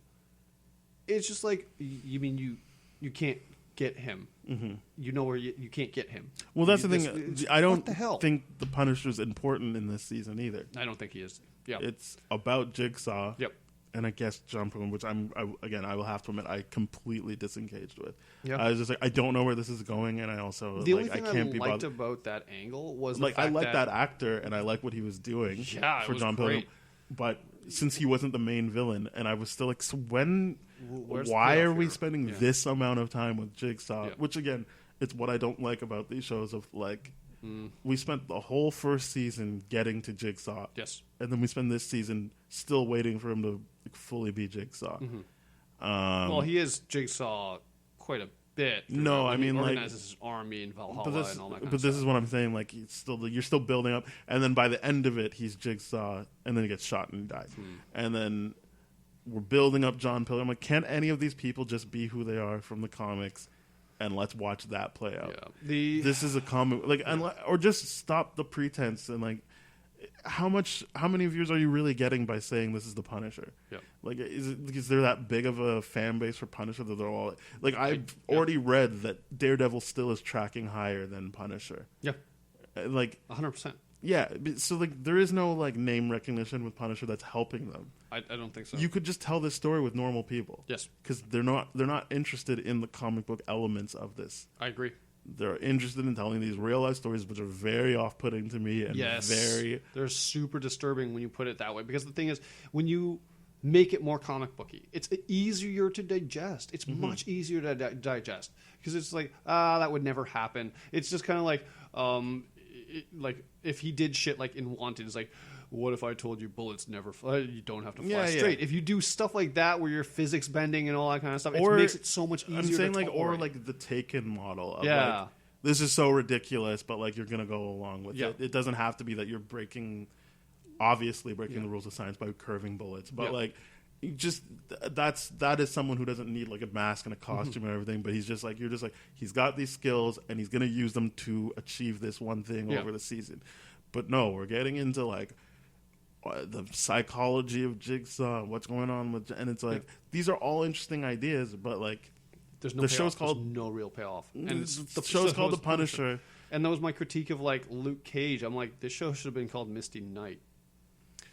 I mean, for me, at least for Luke Cage, it's not unpleasant. Yes, it's like, 100%. you're like, you enjoy spending time with those characters. Yes. So even if Luke Cage isn't the most interesting one, Yep. you at least can enjoy other people. Yep. And it all feels cohesive because all of it is about who's going to take control of Harlem. Yep. I don't know what everyone else is trying to do in this show. I know what Jigsaw's trying to do. I know what John Pilgrim's trying to do, but why are they in the same season? I don't get it. I really don't. And it's just what like, really does that have to do with Punisher? Yeah. Like, Punisher should be dealing with Jigsaw, and I guess the girl was her name Amy or something. She's real. I fucking hated her. Well, this is the thing. I don't think she's the best actress, but also the problem is she is trying to have a cool relationship with him, and since he has to be so shut off, all her stuff falls flat anyway. Yep. Even if you have a better actress, the mechanics of it don't work because he tells her to just shut up, or like, and it's like you can have some moments of the 3-card Monty, which I liked, Yes. or like That I did like that because that was because like that's a he's very actually real engaging moment. and he's leaning in, but everything, like, not everything else, but most other times he's just like, no, go away. Yeah. So like if she's telling a joke or she's doing anything human and he's shut off, you're like, well, why are we spending time on this? Yeah. I like, because at the end he's just like, no, I would do anything for her. I would die for her. And it's like, Well, how? yeah, Like, I get it. She's your daughter that died or whatever. I get it. Right. I get it. But like, then don't show, like, why are we? Don't be That's so kind of what I didn't really like his relationship with Microchip either in the show. Like, he's so closed off that like any attempt to like bring something out in him just feels weird. The issue with this character is that you have someone that's lost everything. He can't make up for it and all that kind of stuff. So essentially what you have here is a character that's pretty much suicidal on a suicidal path to just like... Yeah, like, that's while why he's constantly like, yeah, do whatever you got to do. Yeah. Shoot me. And then everyone's always like, oh, shit. Yeah. Okay, never mind. It's just like... So it's just that kind of character I cannot identify with. I don't know who can identify with, but that is a really difficult character to write. This is the thing, yeah. I obviously there's fans. I've seen other people who love Punisher, Yeah, so I'm sure. not. So this is not me being like, I don't understand it, so it's bad. I just don't understand it. So that is what it is. I do think there are some structural issues with it. Yes. but I understand how people can look past that if they're seeing this thing. But what I'm saying is, I don't understand what enjoyment you get out of watching him do this season after season. Yeah, but Because it's always going to have to get back to, no, I'm a killer. Yeah, and that's it. Just and, lean like, into it and be he like... already came roll to down us people. fully formed in season 2 of Daredevil. Yes. That was the best he worked for me. Yeah. And so then in season 1, where I didn't pay attention again at the beginning, I guess he just got the revenge he wanted and was fine. Yep. And then he gets brought back in. And then at the beginning of this one, he's laying low again. And I'm like, okay. Yeah. And like, he even has moments of like, I guess I should have just killed him. I'm like, yes, that was your thing before when everything was working well. You were like, yeah, just kill the bad guys. Yeah. There's no need to like think of the legal system will make them better. Yeah, because the biggest... That's his thing. Oh my god. And this is where like the character development in season 1 of this show doesn't even make sense to me, in the sense where, oh, you're going to go on a rampage, you're going to kill all these people, but you're going to show growth with Billy. Now, arguably because they have that history and everything like that, but you would think that someone that would be caused a all good the thing pain- of like, what happens when your bad guy is your brother. Yeah. And you know for a fact that there are good elements to him. Yes. That's why that dynamic works. It worked. But what I'm saying is, But you're going to you already know. But by season 2, you already know. Like, well, no, he screwed you over. He wasn't really your brother. Yeah. And he did a bunch of bad things. Yeah. The only thing I guess to struggle with is you made him this broken person. Yeah.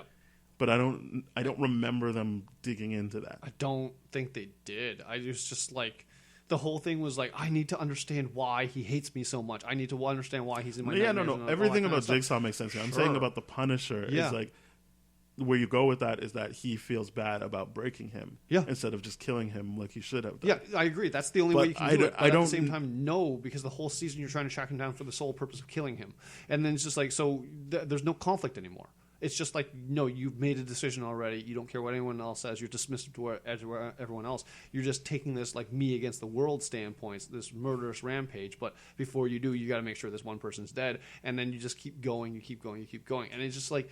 It's the same thing. It's the same path the entire time. There's no interesting element of this to me, which is why, like, I was watching this at like 9:30 and I fell asleep because it just did not pull me in. I'm not saying I'm with you on this. This is just a character I cannot identify with because I don't understand where it's coming from. And the show itself, as the whole season, is very poorly. It's poorly written, and it's poorly. There was no communication with everything. So this is what I'll say. I think you're right, in that we agree. But I feel like maybe if I keyed into the character more, maybe I wouldn't think it was so poorly written. Maybe I would just enjoy, because I think Punisher and Luke Cage are close together in that. I think so too. I like that world. So any like objection people have, I'm kind of like, yeah, but what about this? Whereas I don't have that with Punisher. No. Whereas I'm sure other people do. I feel like there is this person that this kind of show speaks to that will be able to look past weird things like two villains that don't necessarily connect and actually pull away from each other, like take away from each other, because there's something else they're seeing, and I don't know how to vocalize it because I just don't know what it is. But there must be something that people see in this, because I have seen this season was better than the first season or whatever. From a rating standpoint? No, that people like it better. Oh, I see. I don't, and this is anecdotal. This isn't me reading some article that people like. I'm just saying when I see comments, people being like, "This was better than the first season." But, So, and the only thing I can say is this season had the potential to draw more people in because it didn't have as much of that angry white man thing. Yes. So I think there was one roadblock removed, and more people could key in, and so I guess that would make sense that more people would like it than the first season. But fundamentally, I find this show far too unpleasant.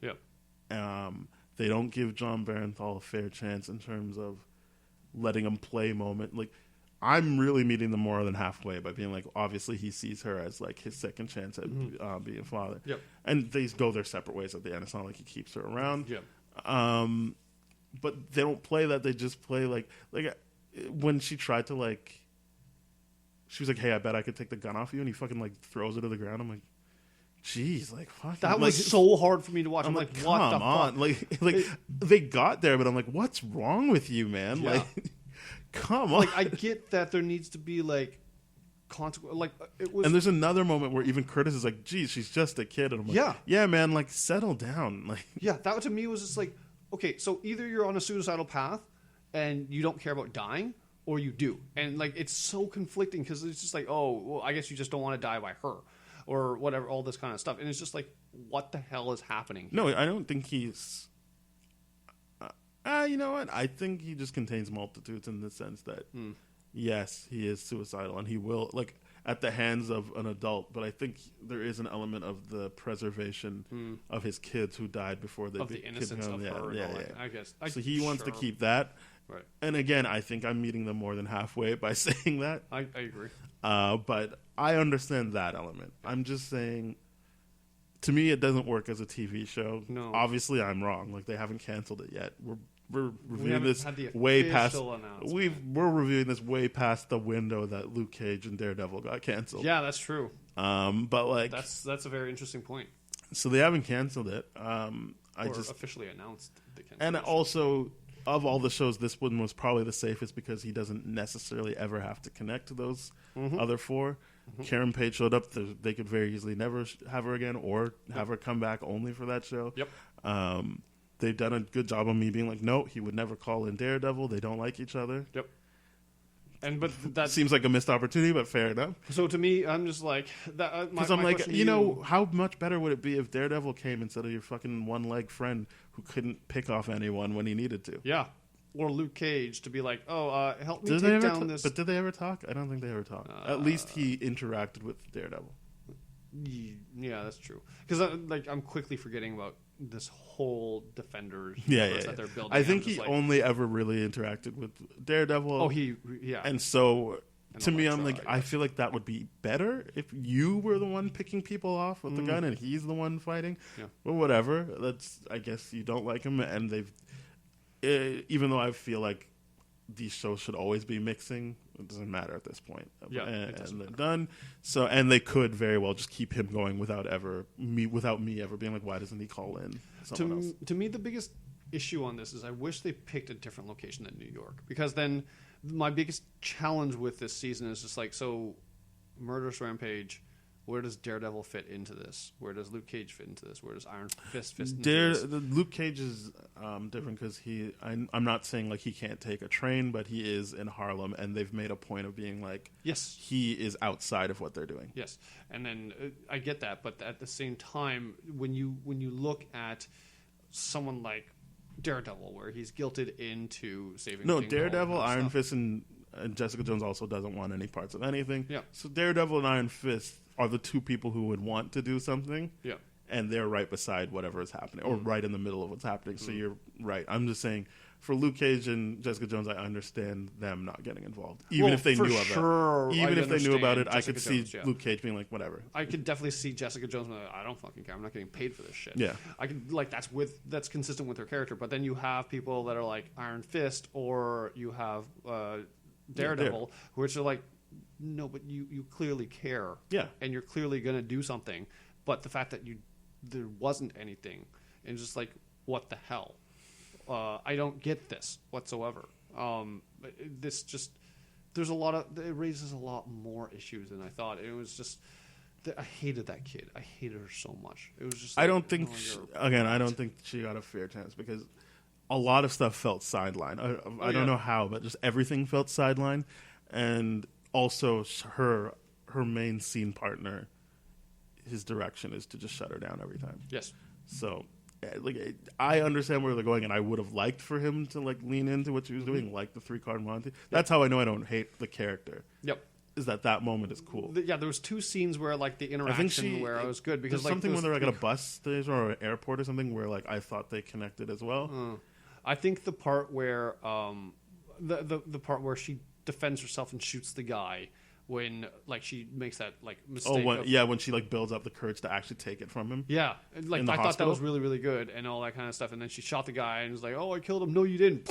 I did. See, that's a good. Yeah, that's a good scene. And then at the very end of that episode, where she feels like it's a fluster cluck, I'm like, and then she's like, and then he starts like, that's funny, fluster cluck. I'm like, that was good. Everything else she does, I'm just like, I hate you. You're the worst. Yeah, I don't hate her. I don't think she's the worst. I think it's. Maybe the director or whatever. I don't know, that the performance didn't match. It didn't match his intensity, and also even if she did match his intensity, which I don't think she should have, I think he should have come down to her level. That should be scenes where he's softened and toned down. Yep. Even if that were the case, his whole thing is that he's shutting her down because he doesn't want. I guess he doesn't want to get invested, but he obviously is invested. So why not lean into that? If you're gonna have to take us on this roller coaster every time of he's a good guy that doesn't want to do anything and he comes back. Yeah. Let's lean into the good guy thing and see what that looks like. Yeah, let's show some growth there. Let's do some whatever. It's just it's a hard thing to get through, and I still have to watch it because I'm genuinely curious about how this ends, and curious about how because this is my thing. From watching this, now that I've started writing more stuff, to me this is really, really weird, because I'm like, how I like to put myself in that situation of it's just purely meditative and contemplate. Not, I shouldn't say meditative because it's not meditation whatsoever. But to just purely think about this. Yeah, to meditate on something. Yeah. Where would I go from here? And the answer consistently goes, you just repeat the whole thing over and over again. You just find new people to challenge him. That's it. Yeah, that's it. It's not an interesting character to me. You're right. He's a sidekick character or a B character or C character that fits into other people's stuff and can do that stuff. Oh, I'm going to maul you down and all that kind of stuff. And season 2 of Daredevil is the best Punisher that you'll ever see, because it's just okay, you're talking about these 2 competing moral values and you're actually having these debates and all that kind of stuff. It's interesting at that point. Here, where he's on his own, no, I don't see it. Yeah, and he's got a whack supporting cast. I mean, he's got the weakest supporting cast. Oh, 100%.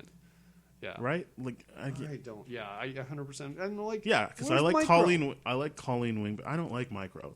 I don't like that interpretation of Micro. I don't like it either. But I'm just like the fact that they completely sidelined him. I'm like, oh, so you're. Because I don't remember what happened. So Didn't he just like? Wasn't he like in hiding so he could be with his family? Yeah, something like that. Oh, so then you can't bring him back. But the thing was, I would have liked to do that. I would have liked to see that because it's just like, okay, if you can't connect with a girl, connect with Micro and be like, okay, you're gonna be my buddy in this. I'm gonna trust you. I have my trust in people broken because of Billy, but now we're running up this hill to get me to trust you. At least that's somewhat interesting. Yeah, but they just no, it's fine. I'm also gonna be honest. I'm not gonna rate this. I don't have a rating for it. I don't have a good rating. For it. I don't. It's not because I think it's too low or high. I just don't think it's fair to rate it. I agree. And I know we rated the first season. I don't think we should have rated the first season either. I just think it didn't work for me, and so I wasn't engaging even to the level of like as I said, I'm like, I think John Pilgrim lives then. I don't even remember. But this is what I'm saying. Like, I didn't give it a fair chance because I was completely put off by it. Oh yeah, I watched it to get through it. The only things I liked about this was like the gunfight scenes and all that kind of stuff, instead of the actual physical fight scenes. The gunfight scenes got tiresome. Cool. I think by the last time he's fighting, you're like, come on, like 100%. I felt like that. Like the whole like scene where he raids Valhalla and tries to take down Billy from the inside and all that kind of stuff, and they were prepared for it. I'm like, this is just brutal to watch, man. Yeah. He's just getting cut up, hacked up, and beat up, and then miraculously he comes back and all that kind of stuff. I'm like, well, this is the problem, right? Like, this is why I find it weird that they don't lean more into the comic book stuff. Is that they're trying to make it so realistic, but this guy just like gets up and keeps going. Yep. And I don't have the right. I don't know how to put into words how you make it more comic book, because I'm not saying this guy should have the skull on his thing all the time, which why not? But sure. I get, especially for this season where he knows the skull represents something to Jigsaw. That would be a good head game if he always had it on him. But whatever. I'm just saying, there's a way to shoot this, to pace it, to deliver your lines where it doesn't feel so unpleasant. Yeah, and there's an element where you can suspend disbelief because someone looks like they're having a time. If it's a Jigsaw who's having such a great maniacal time because he's all fucked up and he can like twitch back into like, oh shit, what am I doing? And then he goes back and think. Or if it's John Pilgrim who like does more than self-flagellation and like call home to his dying wife and get head. Like someone needs to be having a good time doing what they're doing. Yeah, but I think the thing that for me that would have been nice to see to justify how he takes all those hits is a little bit more than just a bulletproof vest, that he's got some sort of body armor. Oh no, I'm not saying that, because obviously that is the comic book thing. It's he can take it. Yeah, that they've already set that up. He can take it. Sure. Whatever. So I wasn't saying wear that because then I'll feel like, oh, at least he can take those hits. It's more just that reminder of what we're watching here is the Punisher. And what is the Punisher known for more than anything else? It's that skull. That's why they make the skull out of the guns during the title sequence. Yeah. It's when in American Sniper, that's what all those army men were associated with the Punisher. So it's the bit of iconography they have. Yes. And it just doesn't. And again, this is the same through all of the shows. Yep. They stray away from it so much. Yeah, and it's weird. Yeah, you're right. I don't think I wanted to rate this, and I think you're right. I just wasn't open-minded enough to actually try to get into this, and for all the same tropes that you're talking, I just can't connect with this character, and it's just so off-putting how gratuitously violent it is, and I'm just like, oh God, no, don't like it. It's too real. It's too much. It's too real. It's like the same thing of like, I love horror, but I hate Law and Order SVU. Oh, because it's like they're not heightening it. It's like, oh no, this woman got raped. This is like legit real situations. Yeah. Like it was on someone was watching Law and Order SVU at the gym the other day. I've seen that move. And I'm like, what the heck? I'm like, can we turn this off? It's like, no, I'm watching this. I'm like, all right, let's listen to this podcast instead. I would rather listen to a podcast while I'm working out, doing weights and everything like that than watch Law and Order. I'm like, this is fucking brutal, man. I can't see things that are in the realm of reality and this bad. I can see things like horror and be like, yeah, this is cool and all this kind of stuff, and be like, this is gratuitous violence and horror and all that kind of stuff. But to know that it's not real is a saving grace for me. That's how I get my head out of it. But for this to be like, no, someone can legit do all these things and way worse. I'm like, no, I can't. So I agree with you. I'm signing off. I 100%, like, if they do season 3 of this miraculously, I'm not wanting to watch it. I don't want to review it. It's just too unpleasant. Yeah, like if someone says it's good, I might watch it, but I'm not. I don't think we should go through the motions. Yeah, something I haven't liked about other podcasts where they don't like it. And they're still like going through the motions. It's kind of like, I think we said we were going to do it. We did it. Yeah. I just think I'm not going to rate it. Yeah, I given my reasoning for what I felt, and my main takeaway is, again, I keep saying it, but I just want it to be clear. I find it a very off-putting show. It's unpleasant, and as such, I wasn't able to make more leaps and just try and actually dissect it and give a proper review to this. I tried to do it too. I tried to be as open to it as possible, but it was just really, really hard to do it, because whenever you make like for me, whenever they made one step forward, these are guys now, they're talking about their emotions, they're dismantling that and all that kind of stuff, and then they form the army, and all of that gets removed. I'm like, oh, so you're pulling it back 2 steps now too. Yeah. It's just like it just shows the message it sends too is just like, people never change. Yeah, that might be a message they're trying to do. That's the message they're sending. So I'm like, so what's the point of a lot of the different stuff that we're trying to do as a society if you're reflecting on that? If people never change, then is there a point in America having anything but the death sentence for like certain crimes or anything like that? You know what I mean? It's brutal. Yeah. Well, I mean, I think you're making the show sound better than it is. I think if that is what it's trying to get at, right, that's way more interesting to explore than what actually was on screen. That's what I was trying to explore from this. But then at the same time, it's just like, oh God, you're going to punch. Oh God, I can't look at a 5-pound weight the same. Yeah. You know? Yeah. All of that was too much for me. Let's sign off and say, if you liked it, that is great. I'm not here to be like, this is a bad show. I'm here to say it didn't work for me. It didn't work for Ben. Yep.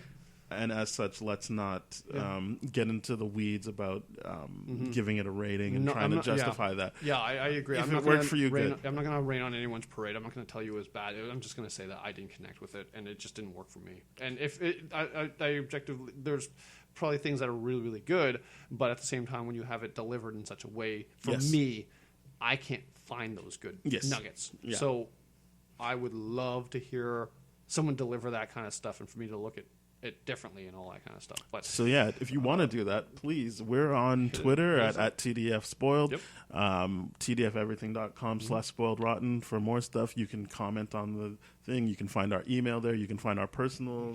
You know, Ben's not really on Twitter, but he's got a Twitter. You can follow him and make him feel cool. But here's the thing, though: if you guys bring up something and Dan's looking after the Twitter account and everything like that, and he'll be like, "Hey, what do you think of this?" We do that all the time. And as Ben mentioned, we are on thatshelf.com. So please, there's other podcasts there. I was recently on Black Hole Films, which is a great idea for a podcast. That's on That Shelf, where it's Jeremy Lalonde. He's a filmmaker. He's actually one of my favorite shows right now. Baroness von Sketch Show. He's a director on that show. Awesome. That show's killing it, man. Yeah, I know those actresses, and they're awesome. It was so funny. It was like 2 years ago. I was at a Christmas party, and they were there, and I didn't even it's one of my favorite shows right now. It's one of my favorite shows, and they're just the most real, the coolest people ever. They're awesome. So. I was on his podcast, which is on That Shelf, where he takes movies that are popular, but maybe just for some reason you didn't see them, and they become black hole films. So we did The Dirty Dozen, because connecting it to our stuff, Nice. everyone always is like, oh, it's Suicide Squad, it's like Dirty Dozen, or Inglourious Basterds, like Dirty Dozen. I was like, never seen it. Why not watch it with him for his podcast? So if you want to hear my reaction to that, it's on there. Cool. He also has a movie out called The Go-Getters, so you can rent that somewhere or buy it. There's also movies versus Matrimony. Yeah, oh, boy. It's a great podcast. And I'll say it if you're not. Yeah, No Budget Nightmares. I love that theme song. Yeah. And there's other podcasts that you can find and love by going to thatshelf.com. Sorry that this is a long one, but hope you enjoyed it. We'll Yes. be back very, very soon. Cheers. Bye-bye.